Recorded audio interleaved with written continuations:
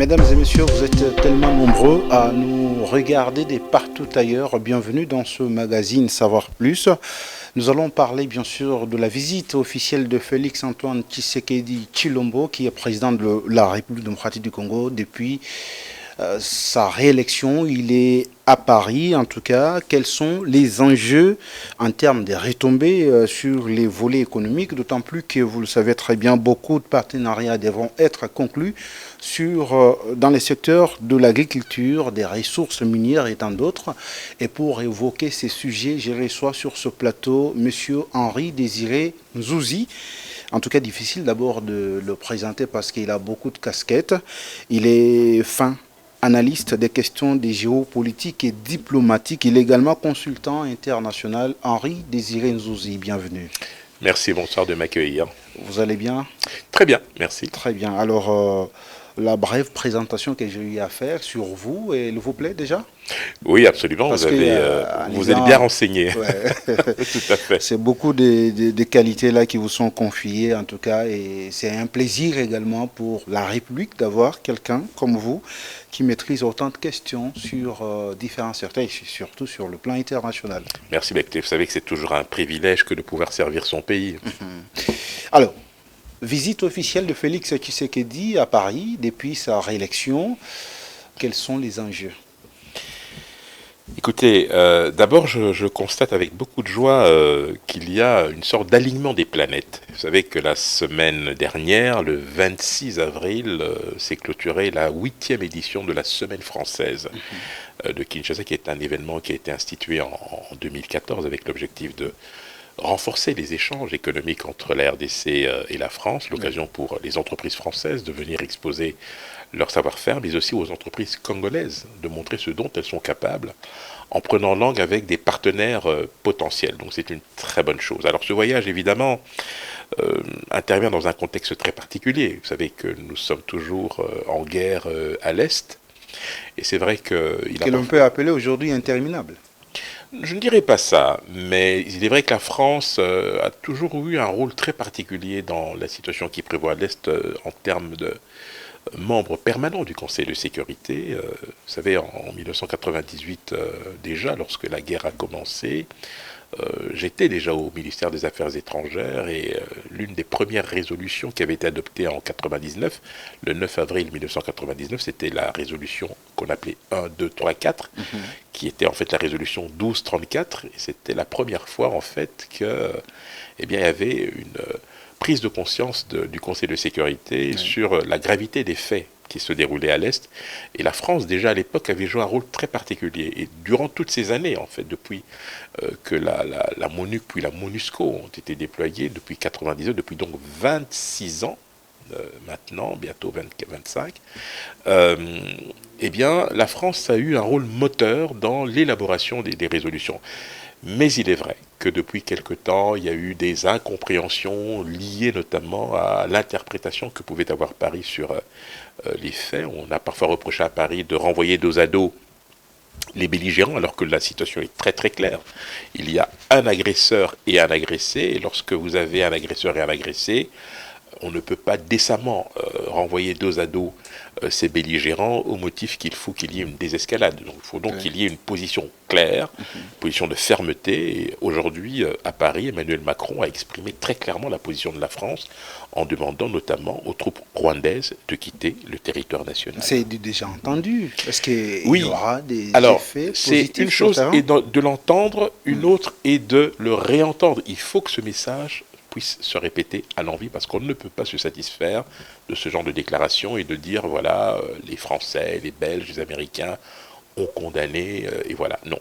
Ce qu'il faut, c'est d'aller maintenant vers l'étape suivante, qui est l'étape des sanctions. Vous savez, ça fait maintenant plusieurs mois que des rapports d'experts bien documentés sur l'application du Rwanda montrent, je dirais, le niveau d'aide apportée par Kigali au M23, mais sans que ces rapports soient sérieusement examinés au Conseil de sécurité. Alors on peut se poser effectivement des questions, puisque le Conseil de sécurité est le garant à la fois de la stabilité et de la sécurité mondiale. Vous avez en leur sein des puissances nucléaire, entre autres choses, Oui. et qui ont quand même cette responsabilité de faire respecter la Charte des Nations Unies.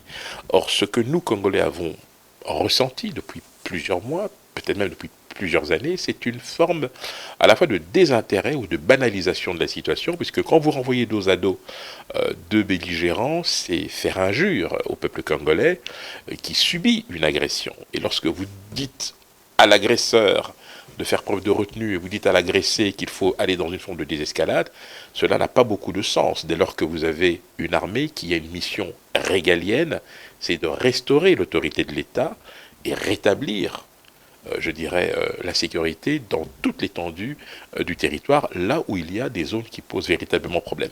Je me réjouis de la position de Paris, position réaffirmée. Je ne doute pas que Kigali aura à cœur de réagir, puisque vous le savez, au début de ce mois, nous sommes entrés dans une séquence très Comme particulière. d'habitude, parce qu'avec la Libye Voilà, concernant les génocides. voilà, absolument.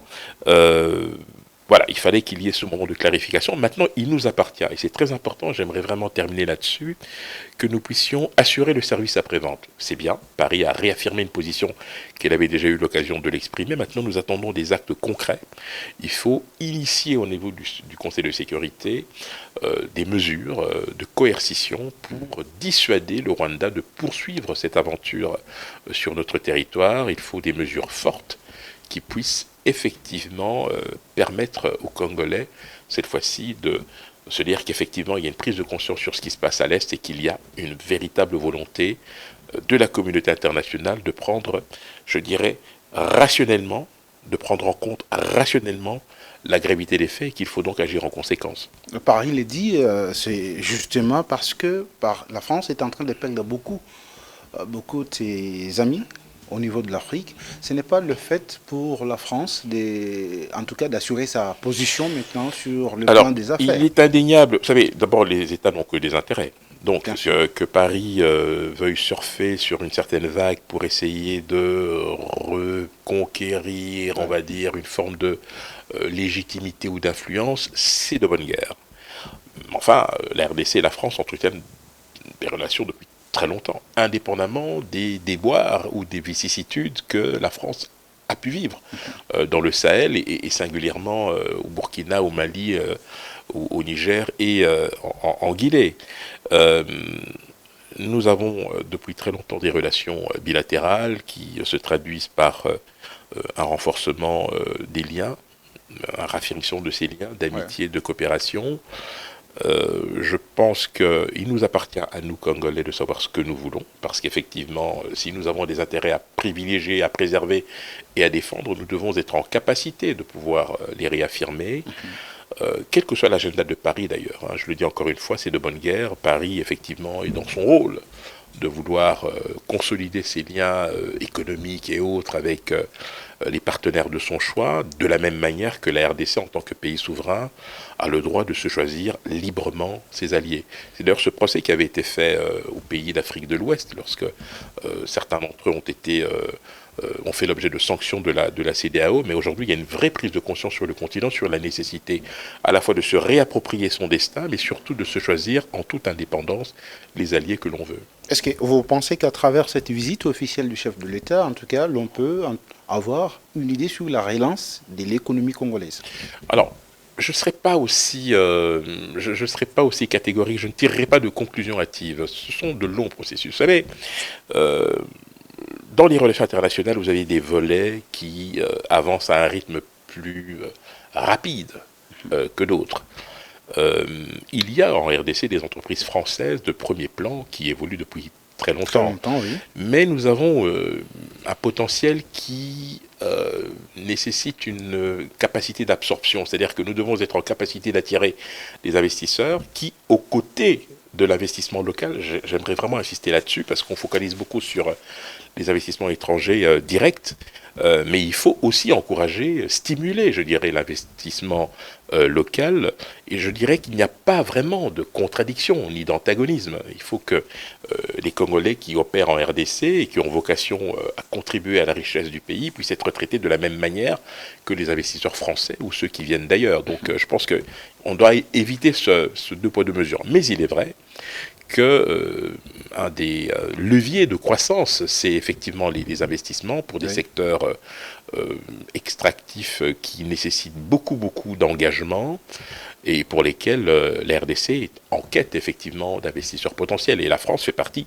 de ces pays-là. Il n'y a pas que la France, mais il est normal que la France joue sa propre partition, ce qui explique d'ailleurs la table ronde qui s'est tenue à Paris avec le chef de l'État comme invité. Mais je peux vous dire que la RDC a fait très bonne figure en présentant les opportunités d'affaires et d'investissement dans notre pays. C'est pas la première fois. Ce n'est pas la première fois, c'est vrai, mais encore une fois, il y a le contexte. Et il y a aussi le mobile et l'opportunité. Le mobile, c'est bien évidemment la situation que nous traversons, liée à la guerre. Où nous comptons effectivement nos alliés dans cette guerre. Le Nigeria a connu aussi cette période. Tout à fait, bien sûr.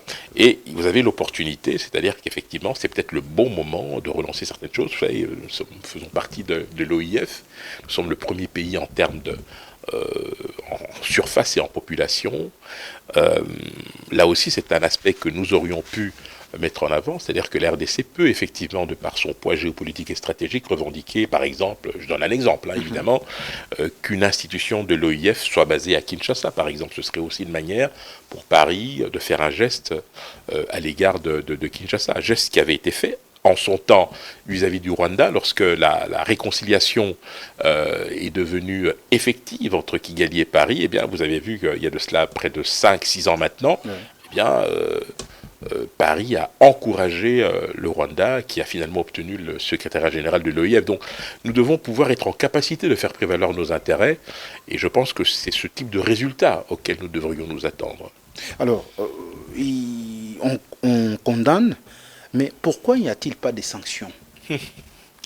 Alors, je l'ai dit tout à l'heure, les États n'ont que des intérêts. Si vous prenez le cas du Rwanda, par exemple, ce qu'il faut savoir, et là je m'adresse aux téléspectateurs, je vous informe qu'au niveau du système des Nations Unies, au niveau des opérations de maintien de la paix, le Rwanda est le 4e contributeur. Donc ça veut dire que le Rwanda est reconnu par les Nations Unies comme étant un des pays qui fournit le plus d'efforts de troupes pour des opérations de maintien de la paix. C'est un premier volet. La deuxième chose, c'est que vous avez une situation dans le Cabo Delgado au Mozambique qui a incité l'Union européenne à financer une opération également de maintien de la paix, et qui a pris la direction de ces opérations, le Rwanda. Ce qui explique d'ailleurs les 20 millions d'euros qui ont été versés à 2 reprises. Vous vous en souvenez, il y a 18 mois, cela avait provoqué un tollé, et puis cette fois-ci, ce sont des opérations financées, et c'est en fait au titre de l'effort de guerre consenti par le Rwanda. Alors, vous savez, je ne vais pas aller plus loin dans mon analyse, mais je peux raisonnablement imaginer que lorsque vous avez quelqu'un qui met à votre disposition des hommes, du matériel pour des opérations de maintien de la paix, vous ayez effectivement des pudeurs ou des scrupules à vous en prendre à eux. Et donc je pense que Kigali joue de manière très habile sur cette situation-là. Dernière situation en date, c'est évidemment le vote de cette loi au Parlement britannique sur l'expulsion des migrants, où le Rwanda nous est présenté comme une véritable terre d'asile, alors que dans le même temps, c'est un pays agresseur. Et vous voyez cette subtilité avec laquelle Kigali surfe, joue sur les différents tableaux, et vous avez effectivement des oreilles attentives, vous avez des capitales qui sont très réceptives à cela, et qui effectivement ont une forme de tolérance, de mansuétude vis-à-vis de Kigali, et Kigali effectivement est dans son rôle lorsqu'il en rajoute dans la victimisation. Alors au regard de cet aspect des choses, Henri Désiré, vous pensez que nous sommes prêts à récupérer notre intégrité? Parce que d'abord, avec cette situation, nous perdons beaucoup sur le plan économique, parce qu'il y a pillage de nos ressources minières au niveau de l'Est de la République, et c'est là la République qui perd beaucoup de millions alors qui sont éparpillés par rapport à tout ce qui s'est fait comme pillage. Et nous faisons guerre pas au Rwanda, mais plutôt aux multinationales. Est-ce que sommes-nous prêts à mettre fin à tout? Alors, vous savez, lorsque j'étais au ministère des Affaires étrangères, mon premier passage en 98, et ensuite au ministère des Droits humains, j'ai eu l'opportunité de participer à la rédaction, non pas comme rédacteur, mais plutôt comme personne ressource à 2 ou 3 rapports d'experts des Nations Unies où il était très clairement établi un lien entre l'exploitation illégale des ressources naturelles et la Oui. poursuite de la guerre. Mhm. En fait, la guerre se nourrit de cette exploitation illégale et Oui. vous avez effectivement des acteurs internationaux qui ont un intérêt certain à ce que cette guerre perdure. De la même manière, nous avons eu parfois, à tort, euh, penser que la communauté serait sensible à la situation qui nous accablait et que par conséquent des mesures seraient prises. C'est vrai que nous avons eu depuis 99 une MONUC puis une MONUSCO qui ne s'est pas toujours avérée opérante dans ces initiatives. Mais il y a quand même des choses positives qui ont été faites, puisqu'il y a eu des missions de consolidation de la paix, avec notamment des mesures prises dans le cadre de l'appui à la démocratie. Mais pour autant, c'est vrai qu'il y a eu beaucoup d'incompréhension, beaucoup de déception de la part de la population congolaise, mais pas seulement, aussi des autorités, par rapport à cette sorte de, comment dirais-je, indifférence presque affichée par la communauté, une certaine communauté. Et cette indifférence c'est peut-être accentuée ces derniers temps, avec notamment les 2 fronts les plus importants. Mhm.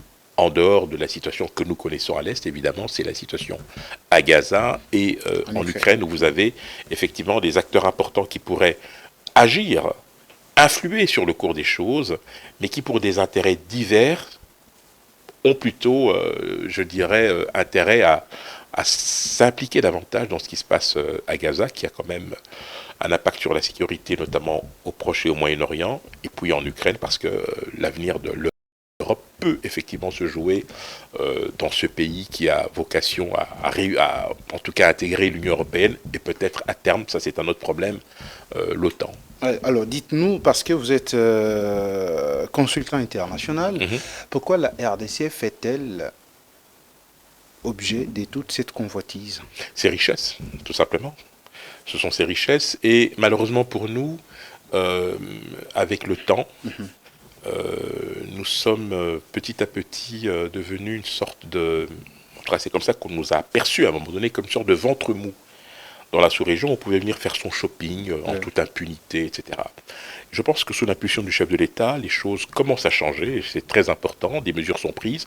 Il y a d'abord un renforcement des capacités opérationnelles de l'armée pour qu'elle puisse jouer pleinement son rôle régalien, et puis il y a maintenant, au niveau de la communauté internationale, une prise de conscience sur ce qui se passe réellement. Alors certes, vous me direz, ce n'est pas suffisant, les rapports sont documentés, sont accablants, nous avons beaucoup de condamnations, et elles se multiplient à l'heure actuelle, mais nous devons franchir le pas des sanctions, et je pense que c'est sur ça que nous devrions travailler. Je pense que notre diplomatie devrait se montrer beaucoup plus proactive à ce sujet, développer des lobbies, ne pas hésiter à prendre langue avec toutes les parties qui peuvent avoir une influence sur la résolution du conflit, Ouais. et à ce moment-là, nous serons en capacité de compter nos amis.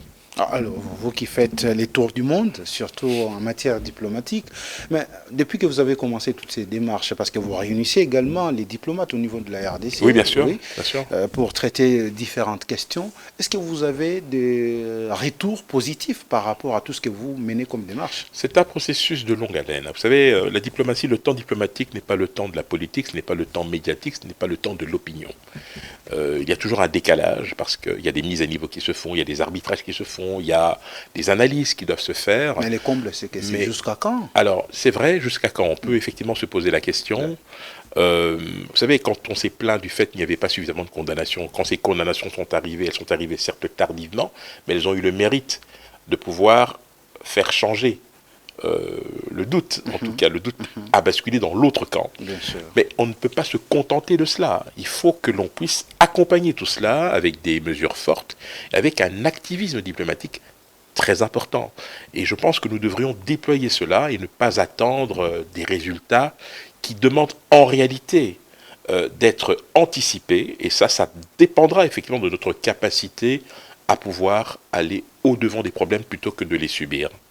La RDC, appelée pays solution émergent à l'horizon 2030, mais avec toute cette situation, Pays est-ce que... solution sur le plan euh, environnemental, oui, je le confirme, effectivement. Nous avons le bassin du Congo, nous avons une empreinte carbone négative, nous absorbons plus de CO2 que nous n'en émettons, oui, mais ce n'est pas suffisant.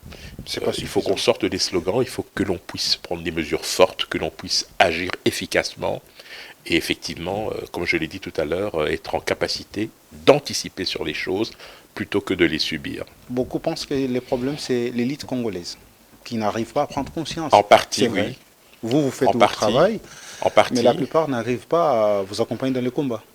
Vous savez, la construction européenne s'est faite par coopération renforcée. Vous avez d'abord 6 pays, puis 9, puis 12, puis 14. C'est-à-dire qu'au départ, les gens sont sceptiques, ils vous laissent partir, et puis quand ça marche, ils vous rejoignent. On est dans la même dynamique, c'est un travail de longue haleine, nous devons être patients, mais ne pas perdre de vue une chose, c'est qu'en tant que pays souverain, en tant que pays libre de souscrire à tous les engagements internationaux et à se choisir librement ses alliés, la RDC ne négociera jamais sa capacité non seulement à défendre son intégrité territoriale, mais surtout à défendre chaque centimètre carré de la République. Et on ne pourra jamais nous le reprocher. La RDC, lorsque la Russie a attaqué l'Ukraine, la RDC avait voté contre. Oui, tout à fait. Oui. Mais est-ce qu'aujourd'hui, nous pouvons nous dire que les relations avec la Russie, elles sont toujours au beau fixe? Oui, bien sûr, parce que nous sommes entrés dans une ère très particulière. Vous savez, depuis maintenant une dizaine d'années, nous vivons une véritable fracture géopolitique et stratégique. Nous Ok. sommes maintenant entrés dans l'ère du multi-alignement. On a connu la guerre froide avec cet antagonisme entre l'Est et l'Ouest. On a connu la période des pays non alignés, qui était une réponse à ces deux blocs qui se faisaient face. Aujourd'hui, nous avons le multi-alignement, c'est-à-dire une appréciation de la situation globale du monde à la carte. Je peux être contre l'opération spéciale en Ukraine parce que moi, en tant que pays souverain, Congo, RDC, je sais ce que c'est que d'être envahi, Oui, et oui. donc je ne peux pas cautionner cela, mais cela ne remet pas en cause la pertinence des liens que j'ai avec la Russie. Et d'ailleurs, la Russie a plus d'une fois d'ailleurs a manifesté son soutien vis-à-vis de la RDC. Nous sommes dans le multi-alignement, c'est d'ailleurs une des raisons pour lesquelles vous avez vu, lors du fameux vote de l'Assemblée générale au mois de mars 2022 sur la situation en Ukraine, vous avez la moitié des pays africains se sont soit abstenus ou n'ont même pas voté, alors qu'en règle générale, vous aviez le mot d'ordre qui venait soit de Paris, de Londres ou de Washington, mais là on a vu les Africains s'affranchir d'une forme de tutelle, et c'est aussi une forme de multi-alignement que d'apprécier en toute indépendance certaines situations. Vous qui êtes dans la sphère internationale, est-ce que sommes-nous obligés de choisir un seul partenaire international Non, pas ou du bien tout. il faut être ouvert à tout le monde? Bien sûr. Bien sûr, bien Mais sûr. c'est ce qui... Nous n'avons de compte à rendre à personne. On peut effectivement comprendre que cela puisse chagriner certains alliés Ouais, traditionnels, ouais. mais je suis désolé de vous dire qu'en 2024, nous devons prendre langue avec tout le monde et avec ceux qui sont en capacité de nous accompagner dans un processus certes long, mais qui peut nous permettre de recouvrer la plénitude de notre souveraineté. Et cela ne fait pas débat. La RDC ne se laissera jamais marcher sur les pieds et ne se verra jamais reprocher le fait de s'être rapproché. Ça peut se faire dans les faits parce que bon, on est dans une guerre à la fois psychologique, diplomatique et de communiquer, mais ce droit inaliénable de la RDC, nous entendons l'exercer, voilà, autant que faire se peut. En tout cas, la bataille diplomatique, elle a été toujours longue et les résultats viennent par escalier et non par ascenseur. Oui. Êtes-vous accompagné par le gouvernement? Parce que c'est vrai, le chef de l'État lui-même en personne est en train de faire les tours du monde pour arriver à accrocher tout cela, pour que l'on arrive à comprendre que le pays il est agressé par le Rwanda, sous couvert de certains que vous connaissez bien. Êtes-vous accompagné dans tout ce que vous Je ne faites? me pose pas vraiment cette question, vous savez, parce que je pense qu'il y a plusieurs manières d'aider son pays. Vous pouvez le faire de manière désintéressée, ce qui est mon cas, parce que j'aime profondément ce pays. Je ne demande rien en retour. J'estime juste qu'à la place qui est la mienne, Oui. si je peux faire avancer les choses, eh bien, je n'hésiterai pas à le faire. Est-ce que lorsque nous nous rappelons des propos tenus par l'ancien président français Nicolas Sarkozy, qui disait que la RDC a beaucoup de richesses, il faut les partager avec les autres. Est-ce que cet argument peut-il avoir son sens aujourd'hui? Le président de la République, au lendemain de son investiture en 2019, premier mandat, oui. Il s'est rapproché de ses voisins pour cela, mais il a été poignardé dans le dos. Il l'a dit à Paris. C'est quelque chose que nous avons déjà expérimenté. Alors, vous savez, quand vous commettez 2 fois la même erreur, ce n'est plus une erreur, c'est une décision. Et donc, on a compris, maintenant, dans le cadre des dispositifs régionaux et sous-régionaux de coopération ou d'intégration régionale, on essaye de faire les choses proprement, calmement, mais lorsqu'il y a des velléités expansionnistes, lorsqu'il y a des tentations hégémoniques, il nous appartient à nous, Congolais, de nous organiser pour éviter le pire. Êtes-vous satisfait de tout ce que vous avez entrepris? C'est difficile à dire. Il y a beaucoup d'années. Ce n'est pas à moi de le dire. C'est pas à moi de le dire. Vous savez, quand vous... Je vais dire quelque chose, c'est pas compliqué. Vous savez, la vocation, c'est lorsque l'on fait de sa passion un métier. Voilà. Moi, je suis passionné de ce que je fais. Je n'attends pas en retour des remerciements ou des félicitations. J'ai eu l'immense privilège de me retrouver dans des situations exceptionnelles.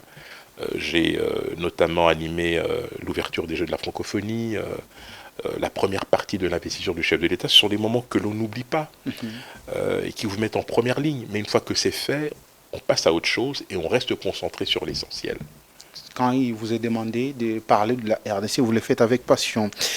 Alors, la RDC avec la réserve mondiale du cobalt, 70% déjà, lorsqu'on exporte à travers le monde, nous arrivons à atteindre 70%. Mais est-ce que la population tire profit de cette exportation? Alors, c'est l'éternel problème de la répartition juste et équitable des fruits de la croissance. Ouais. Le secteur extractif aujourd'hui nous rend très très dépendants. C'est pour cette raison que des mécanismes sont mis en place, des stratégies sont mises en place pour essayer de diversifier notre économie. Vous savez, en 2019, lors de la 5e édition du Makutano, le chef de l'État, dans son discours, avait décrété la revanche du sol sur le sous-sol. Ouais. L'agriculture est actuellement le parent pauvre, donc il faut se donner les moyens de le développer, de faire de la RDC un scandale agricole, hein, comme on le dit généralement des mines. Avec 80 millions d'hectares de terres arables, je pense que nous avons de solides arguments à faire valoir, donc il nous appartient effectivement de nous mettre au travail pour cela. Pour revenir aux mines, je crois que la loi sur la sous-traitance de 2017, de mars 2017, et qui prévoit notamment de créer les conditions de l'émergence d'une classe moyenne congolaise, va dans ce sens. C'est-à-dire que si vous donnez l'opportunité à des entreprises congolaises de sous-traiter dans ce secteur-là, eh bien vous allez créer des entrepreneurs, une race d'entrepreneurs. Il y aura également une classe moyenne. Classe moyenne, et donc par effet des vases communicants, vous avez là un levier de croissance non négligeable et vous avez maintenant des situations de développement qui se développent ça et là. Et par effet de contagion, nous pouvons arriver à un moment donné à un seuil critique qui permet effectivement à la RDC de vivre pleinement de ces richesses, même s'il est vrai qu'à l'heure actuelle, ce sont les multinationales étrangères, on ne va pas les citer ici, on les connaît, qui ont effectivement droit de citer, mais nous devons nous faire respecter à ce niveau-là. C'est pour ça d'ailleurs que le code minier notamment doit être impérativement respecter et tenir compte de nos aspirations. Et ça, c'est très important. Et les entreprises minières doivent également respecter leur cahier des charges. Cahier des charges et surtout respecter la loi sur la sous-traitance. Ouais, je n'ai pas polémiqué là-dessus, mais il y en a quand même qui ont pris certaines libertés. Je pense que l'ARSP a bien fait les choses en remettant un peu d'ordre là-dedans. C'est vrai qu'il y a encore beaucoup des zones d'ombre, hein, parce qu'il y a des étrangers qui cherchent toujours faire de la magouille pour se retrouver sur certaines entreprises congolaises. Alors, longtemps critiqué, la RDC augure un espoir pour sa population. Bien sûr. Mais notre bien le plus précieux, c'est notre capital humain.